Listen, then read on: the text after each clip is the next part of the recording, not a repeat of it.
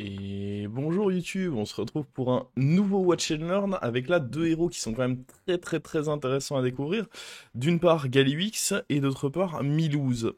Le truc c'est que Galliwix, bon, les deux héros on veut faire un maximum d'achats-revente, mais pour Galliwix, bah, idéalement il faut qu'il y ait élémentaire, c'est très bien, et Murloc, et là on n'a aucun des deux. Donc je vais plutôt opter pour Milouz, qui est pas facile je pense dans la méta actuelle, c'est pas facile de réussir à trouver des plans de jeu sympas avec le héros. Donc, allez, dans un setup qui est pas forcément idéal, on va essayer de voir quels sont les différents plans de jeu qu'on peut mettre en place avec Milouz. Sachant que, bah, évidemment, tout l'intérêt du héros, c'est qu'il peut faire plus d'achats, mais par contre, du coup, moins de rôles. Et du coup, tout l'intérêt, ça va être... Alors, ça va être de faire bah, le moins de rôles possible, et donc plutôt des compos d'achat-revente. À l'inverse, on va éviter de jouer des compos comme Mecha ou Bête. Est-ce qu'on a envie de prendre ça ou est-ce qu'on a envie de le faire au prochain tour? Moi, je me verrais bien plutôt le faire au prochain tour parce que j'ai pas forcément envie de level up tout de suite. Donc à la limite, ce que je me verrais bien faire, c'est ça. Et puis tout simplement freeze E2 pour le prochain tour. Il y avait deux optiques là. Soit on achetait l'artiste, on revendait, on achetait le dragonnet assoupi et du coup prochain tour on profitait des 5 golds pour directement level up. Ou alors la curve, bah, comme je suis en train de le faire ici, où on va plutôt choisir de rester un tour de plus en taverne 1.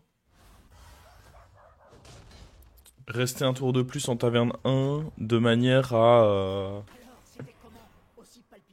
faire le level up plus un achat sur le prochain tour. Donc là on le prend. On prend à côté le dragonnet, ça nous fait une peur. C'est pas une paire sensationnelle, mais ça reste une paire quand même. C'est pas une créature qui est si horrible que ça. De manière générale, avoir un dragon en début de partie, ça peut être un bon support pour jouer le dragon, notamment Taverne 2, qui donne plus de à un dragon, qui est un très bon serviteur, à condition d'avoir un dragon. Donc ça me dérange pas de commencer avec ce dragonnet assoupi. Surtout ce qui me dérange pas, c'est de l'avoir très tôt. C'est évidemment un serviteur, bah, plus vous avancez dans la partie, il commence en 0-3, ça devient de moins en moins intéressant. Mais quand vous l'avez très tôt, bon, bon il fait un petit travail, c'est toujours ça. Bon là en l'occurrence, il fait pas de travail. J'aurais dû mettre même... ouais, j'aurais dû mettre ma 1-3 devant pour infliger un peu plus de dégâts. C'eût été plus malin. Et là... qu'est-ce qu'on a envie de prendre ici? Aucun de ces serviteurs n'est fou. Probablement que la meilleure solution, ça va être de prendre le bronze Cohen, là. De manière à avoir un truc à revendre d'intéressant. Après, il y a le T-scolaire qui peut peut-être être ok. Le problème, c'est que démon, c'est typiquement le genre de compo. Si tu touches pas un peu. Après, il y a le démon qui fait les rolls qui est plutôt intéressant. Enfin, les rolls gratuits, mais. Ah, je peux essayer de prendre le T-scolaire. Typiquement, démon, c'est pas trop mauvais à jouer avec Milouz. Parce que ça reste une compo d'achat-revente. Allez. Si j'ai ne serait-ce qu'un démon au prochain tour, ça vaut déjà le coup. Le souci avec démon, c'est que c'est quand même très important de trouver le rembobineur pour pouvoir bien jouer démon. Et comme on joue Milouz, on va pas pouvoir faire beaucoup de rôles. Donc on n'a pas des chances énormes de trouver le rembobineur. Mais imaginons que je le trouve par hasard dans mes premiers rôles. On sera content à ce moment-là d'avoir opté pour le Milouz ici. Enfin pour le T-scolaire, pardon. Le Milouz, on l'avait déjà. C'est pas un début de... Là, mon board, il est pas impressionnant. Je pense qu'on est tous d'accord là-dessus. Ouais... Alors... Alors... On pourrait limite échanger E2 pour prendre les deux paires. Ouais, mais comme j'avais dit, le tir scolaire, je suis quand même content de l'avoir. Non, on va juste garder une gemme en main. Tant pis, on vise pas forcément la paire ici. Et je crois que je vais quand même mettre les points de vie sur eux, hein, de manière à ce qu'ils mettent peut-être un peu plus de... Est-ce que j'irai jusqu'à leur mettre une gemme? Probablement que la gemme, je la garde pour le moment. Mais ouais, les points de vie sur eux, ça peut leur permettre de récupérer du coup plus d'attaques s'ils survivent plus longtemps. Donc ça me semble être le plus intéressant. Et prochain tour, on va vouloir level up. Donc la curve avec Milouz, c'est en réalité pas loin. À part le fait que vous faites votre taverne... Level up taverne 2, vous le faites sur le tour 3. Mais sinon, derrière, c'est à peu près pareil. C'est-à-dire qu'on va vouloir passer taverne 3 là au prochain tour. Donc sur les 7 gold, en réalité, c'est classique. Et ensuite, passer le... Alors Alors ça va taper où là? Ok. Ouais. Et ensuite passer la taverne 4, bah, immédiatement après, donc comme pour un fast level up avec un héros classique, ça se fait beaucoup hein, en ce moment, surtout si vous avez si vous avez plus de 30 points de vie et un bon tempo, passer taverne 4 directement sur les 8 gold, c'est quand même plutôt conseillé. Le prophète est pas mauvais du tout avec Milouz, parce que bah, dans l'optique de faire de l'achat-revente, c'est un assez bon serviteur. Après, on a l'émissaire qui pourrait permettre de booster. Lui, en tempo, c'est plus fort. On a aussi la possibilité de viser un triple. Ça peut ne pas être dégueu. En vrai, c'est trois options qui sont plutôt cool, là. Hmm, J'aime bien l'idée du prophète avec Milouz. Ça peut être plutôt fort. J'ai juste peur que lui soit très solide. Bon, ce qui est sûr, c'est que je vais au moins mettre ma gemme là. De manière à être un peu plus boosté. Ce qui est sûr, c'est qu'on doit up, vendre ça. Et la question, c'est prophète. Là, il y a le tempo, là, il y a la paire. Et là, il y a la carte qui est un peu mieux sur le long terme. Je pense que je vais opter comme pour le prophète. Ça me semble être un bon choix.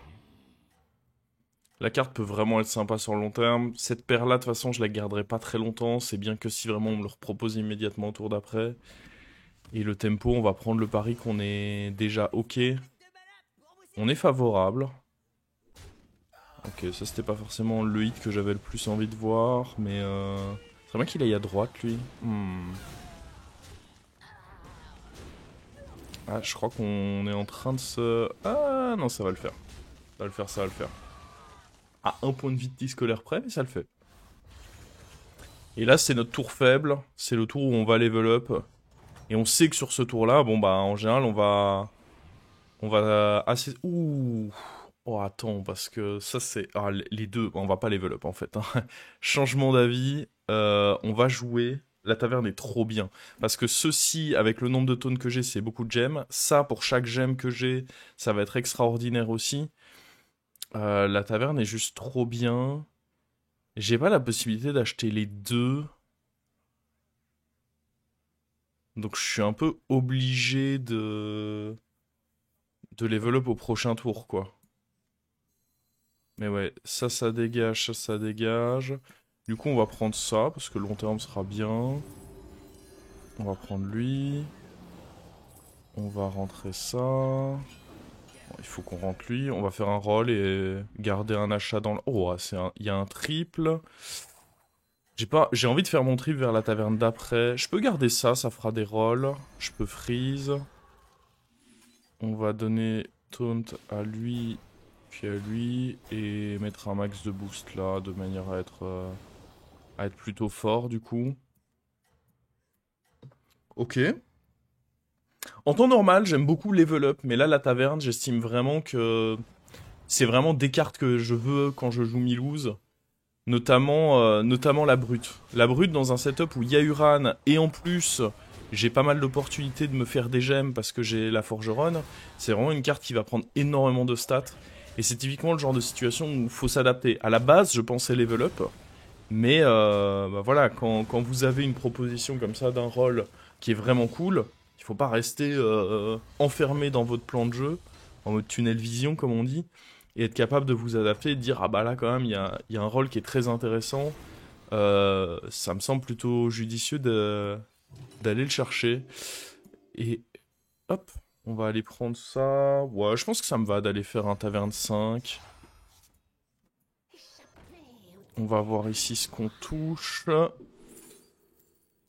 Il y a Artis du Bongo. Le truc, c'est que là, je suis très fort en tempo, donc Carapace Tortolone, je vais avoir du mal à le revendre. Leroy, c'est quand même un peu tôt pour jouer avec. J'imagine que ça va être Artis du Bongo. Hein. Sans... C'est pas extraordinaire, mais...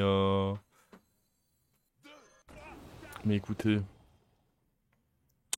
On pouvait pas aller chercher un 6 au prochain tour parce que le level up avec Milouz est trop cher, et puis même, il fallait que j'achète une créature que j'avais pas forcément envie d'acheter. Alors... On va mettre... des taunts sur un peu tout. Et je pense que les gemmes, je vais continuer dans l'optique de booster lui. C'est pour moi, selon moi, le serviteur le plus permanent sur mon board. Donc j'aime beaucoup l'idée de me dire que il prend les boosts. Ok, ok. On est pas mal comme ça.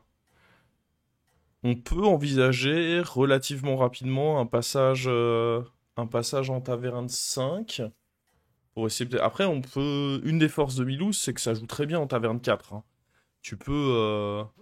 C'est même. Bah, le level up coûte quand même cher aussi, donc c'est même. Pourquoi pas conseiller de rester taverne 4 si vous le pouvez, si vous avez une win condition.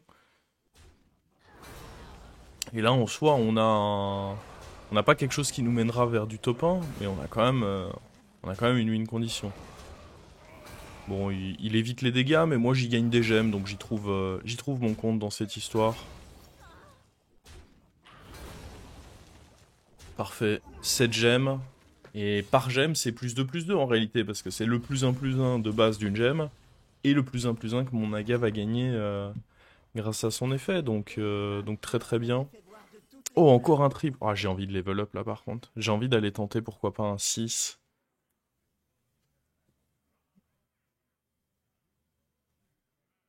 Je pense qu'on va...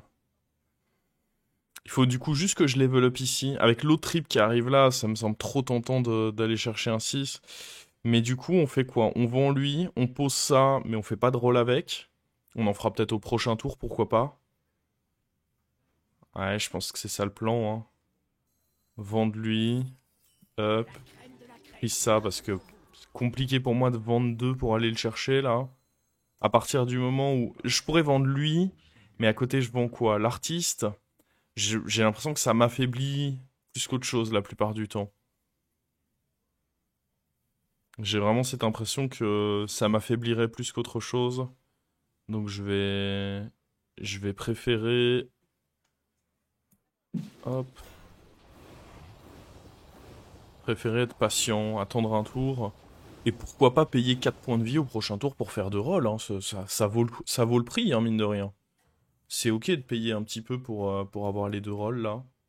En tout cas, je trouve pas ça choquant. Des points de vie, j'en ai encore pas mal. Si ça peut me permettre de faire un très bon tour, on prend. Hein. Peut-être qu'il va falloir bientôt vendre Forgeron. Elle était très bien dans mon setup, mais là, au fur et à mesure où on avance, on a... Ok. Là, ça va vraiment dépendre de comment les hits se mettent, quoi. Ouais. Ouais, ce petit one-off, je dirais qu'il est pas particulièrement plaisant. J'ai l'impression que les hits se mettent pas très bien, non? Ouais. Ouais, on perd, là. Ah, c'est dommage. C'est dommage de perdre. C'est combien de points de vie? 6 points de vie, c'est pas énorme, après. Mais on aurait bien aimé les conserver. Bah, c'était typiquement les points de vie que j'aurais pu, du coup, investir dans les rolls ici. Que je vais peut-être d'ailleurs quand même faire. Hein. On va voir. Faut pas se l'interdire pour autant. Alors, qu'est-ce qu'on a comme une condition ici? Dvorak, il est pas si mal. Fort mobile, on manque un peu de taunt à mon goût. Après, Dvorak, faut vraiment jouer full Uran, quoi. En fait, ce qui est bien avec Dvorak, c'est que ça rejoue là-dessus. Mais il faut booster les gemmes. Non, c'est pas si bien que ça, en réalité, je pense. Le fort mobile... Ou Orgozoa. Orgozoa, on va pas... En fait, il faudrait que je re-up pour que Orgozoa soit bien et c'est pas vraiment ce que j'ai envie de faire. Alors ça c'est gratuit. Oh. Alors attendez, parce que là il y a des choses là qui commencent à... ouais, faut jouer vite.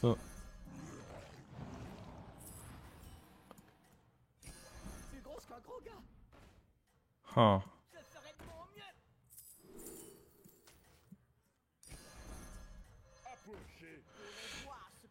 Ouais. Alors c'est bien, mais j'ai pas réussi à donner d'autres taunts à mon board. Ça c'est un peu le côté dommage. Parce qu'évidemment, fort mobile plus enchantress, très fort. Très très fort. Mais j'aurais bien aimé avoir le temps de donner plus de taunt à mon board. De manière à en profiter encore mieux. Il va y avoir un petit tri à faire là. Je pense que la forgeronne, elle est sympa. Mais j'ai pas le sentiment que sur le long terme, ça va pouvoir rester. Bon, c'était pas le tour le plus optique que j'ai fait, mais au moins j'ai dépensé mes golds et j'ai des cartes en main qui peuvent peut-être servir. J'ai de l'écho et j'ai de quoi transformer un truc en 6 qui peut peut-être nous aider. Ça c'est gratuit avec le héros. Ouais, comme j'ai dit, Forgeron, je pense que ça va devoir quoi qu'il arrive sauter. Gangropter, pas très intéressant ici. Qu'est-ce qu'on a là-dedans? Ouais, c'est pas très intéressant non plus, ne nous mentons pas. Là, on va roll. Faudrait vraiment trouver des provocations. Alors oui, lui, c'est mignon. Maintenant, c'est peut-être ok de jouer avec lui et de virer ça. Ça grossit bien parce que c'est un taunt. Et pour chaque Uran que je vais jouer à côté, ça va me faire pas mal de gemmes.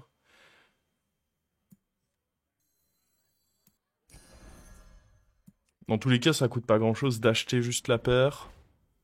Non, ça me semble vraiment pas intéressant. Un deuxième comme ça, à nouveau, il y a l'argument de c'est pas cher à mettre de côté. Il y a aussi le contre-argument de j'ai peu de chances de trouver mon triple dessus.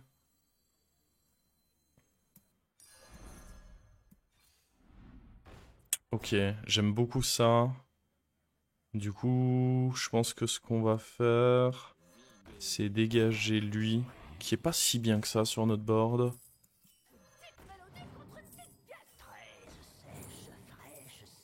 Hop, on remet une paire de côté. On rentre ça parce que mine de rien, c'est pas mal de stats. Et bah écoutez, on envoie tout, hein. Pas de raison de se priver.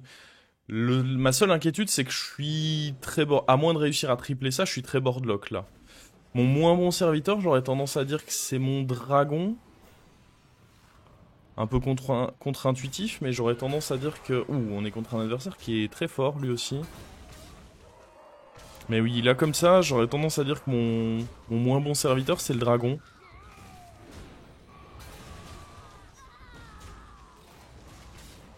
Ok, bon, petite défaite. Petite défaite, ça aurait pu être pire. C'est 9 points de dégâts. On a pris que 2 défaites et à chaque fois elles étaient pas si grosses que ça. Maintenant, faut réussir à trouver une direction un peu plus claire à cette game. Ah, je sais vraiment pas qu'est-ce qu'on dégage. Il y a la possibilité de faire des gemmes, il y a la possibilité de tripler ça. Peut-être qu'il faut enlever ça quand même malgré tout, hein. Et réussir à trouver de quoi donner taunt à quelque chose. C'est beau d'avoir les deux, mais au final, j'en fais pas... J'ai pas vraiment envie de faire de l'achat-revente de Uran, là. Oh, ça c'est incroyable, ça. Et là, du coup, je pense que c'est le timing où le dragon saute. Où on en profite pour donner taunt. Lui est déjà assez gros, donc moi, ce que j'aime bien faire, là... On n'a pas assez de démons. Lui, vu qu'on a le truc en doré, ça aurait pu être sympa, mais j'ai littéralement juste pas assez de démons. Par contre, Croc-Boogie... En fait, Croc-Boogie, c'est sympa parce que ça va donner quelques boosts, mais après, j'aurai pas la possibilité de faire des tavernes 6. Donc en réalité, sur le long terme, je vais pas bien en profiter. Donc je pense que c'est une fausse bonne idée, sachant que j'ai pas la place pour lui sur le board. J'aime bien donner provoque à lui. J'aime bien me garder un Leroy, j'allais dire de côté, mais... On peut même envisager de le rentrer sur le board. Le duo, ça va être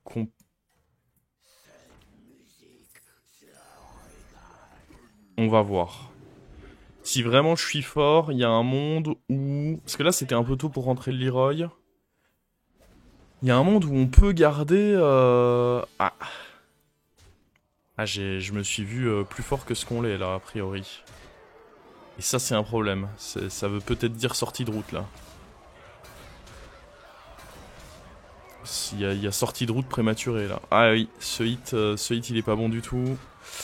Après, il a pas les dégâts, je crois, si? Non, il a pas les dégâts pour me sortir. On s'en sort bien, a priori. Ce qu'il faudrait, c'est un tour contre le mort, là. Tour contre le mort pour pouvoir profiter de mon duo. Waouh. Oh, ça m'est bien, ça. Parce que du coup, on va avoir le duo qui va proc là-dessus x3, du coup, grâce à lui. C'est pour ça que je voulais prendre le duo, c'est parce qu'il proc vraiment beaucoup de fois. Et là, on va juste se mettre de côté On va juste se mettre de côté des cartes en finisher une fois qu'on aura bien grossi. Donc pour moi, ce qui va être intéressant à rajouter, c'est des héroïnes typiquement. Héroïne, ça va être bien ajouté. Oh, déjà deux. En tant que Milouz, c'est pas mal. Ah, le nécrolithe. De manière à pouvoir virer ça. Parce que là, les taunes vont très vite devenir beaucoup plus gros que lui. Son gros intérêt, c'est qu'il a quand même un +24/+24 que je serais content de transférer. Mais mine de rien, ça va être un de mes prochains serviteurs à sauter. Sauf si on arrive à faire le triple là-dessus. On verra. Ok, faut espérer que je saute pas là, mais oh, j'ai pas tant de chance que ça de sauter, je pense, hein. Parce que là, on va quand même avoir triple boost de lui. Et du coup, bah derrière, on est bien setup. Si j'avais pas joué contre le mort, ne nous mentons pas, c'était probablement trop YOLO. Et même déjà contre Tess, on le voit, je me suis vu un peu trop bien dans la partie. J'aurais probablement dû jouer Sliroy. Bah, on l'a vu de toute façon sur les pourcentages, dans 60% des cas j'étais mort, donc jouer Sliroy aurait pu être bien. J'ai opté pour la gourmandise, en me disant qu'on était quand même dans une situation où on était encore 6 dans la partie, il fallait continuer à se battre pour le long terme. J'avais pas envie de rentrer un Leroy qui était vraiment en mode bah je le pose, mais du coup ça m'enlève des possibilités de scaling. Je sais pas par contre si on va pouvoir jouer. On va avoir du coup un fort mobile complet là. Je pense pas qu'on va pouvoir jouer un doré plus un normal. Ça me semble un peu too much. Oh mais attendez, mais on est même pas si bien. Ah et puis en plus ce hit il était très mauvais. Ouais bah je crois que c'est fini. Oh c'est terrible ça. Même contre le mort en réalité on n'était pas si bien que ça. Bon bah ok. Une leçon d'humilité hein, cette game. Je pensais vraiment qu'on était plus fort que ça. On avait un très bon scaling, mais à l'instant T, ça manquait un peu de bouclier divin, de trucs comme ça. Hein. Peut-être aveuglé par ces... Enfin, de manière certaine en tout cas, hein, aveuglé par tout ce qui était scaling à base de fort mobile. Fort mobile, c'est cette carte, on a tous envie de la faire fonctionner, et là on voit, même dans un setup avec le Dracari, en termes de stats, c'était un peu juste. Donc, ouais, à moins de réussir à avoir vraiment des beaux taunts sur lesquels il y a bouclier divin ou quoi. Là, mon gros problème, c'est que j'ai fait grossir des stats, certes, mais des stats qui étaient juste des stats. Et très souvent sur BG, à haut niveau, ça finit par vous coûter des fights. Parce que ce qui va être fort, c'est si vous boostez un cleave, ça c'est fort. Si vous boostez en stats, une créature qui a bouclier divin, c'est fort. Mais juste booster en stats un taunt comme ça. À moins que ce soit vraiment de manière démesurée, ce qui n'était pas le cas ici, c'était des beaux boosts, mais c'était pas démesuré, c'est pas assez du coup. Et du coup, bah, on va devoir se contenter d'un petit top, un petit top 5 ici. Ex aequo avec le quatrième, c'est pour ça qu'on perd pas trop de cotes. Mais ouais. En fin de compte, si ce que je conseillerais pour une game plus classique, parce que là on a vu des triples assez vite qui m'ont donné envie d'être un peu gourmand. Mais à partir du moment où j'avais un setup où je pouvais faire grossir mes gemmes, etc., juste rester taverne 4 avec Milouz et faire tourner comme ça des créatures, maximiser l'intérêt de faire de l'achat-revente en fait. Au final, ici, j'ai un peu joué le contraire parce que ça s'est bien mis aussi, mais j'ai un peu fait le contraire de l'achat-revente, c'est-à-dire que j'ai pris des créatures qui grossissaient toutes seules. Alors qu'avec Milouz, c'est pour ça notamment que le Uran était une bonne carte. C'est que, enfin, pas le Uran, mais le Taunt qui, quand vous jouez un Uran, vous donne une gemme. C'est qu'avec Milouz, vous allez en jouer plein. Si vous voulez jouer un max de Uran sur vos tours, vous achetez tous ceux qui sont dans la taverne, vous les revendez, ça vous coûte qu'un gold à chaque fois et vous gagnez des gemmes gratuitement. Ou presque. Donc ouais, c'est ce genre de plan de jeu qu'on vise. C'est notamment pour ça que A-Game est beaucoup plus jouable avec Milouz qu'avec d'autres héros. Ce genre de compos d'achat-revente sont beaucoup plus jouables avec lui et avec Galiwix, ça marche aussi. Bon, bah écoutez, ce sera tout pour ce petit Watch and Learn. J'espère malgré tout que les conseils prodigués, même s'ils n'ont pas tous été mis en pratique, vous seront utiles sur un héros qui est assez technique. Et je vous dis à une prochaine YouTube.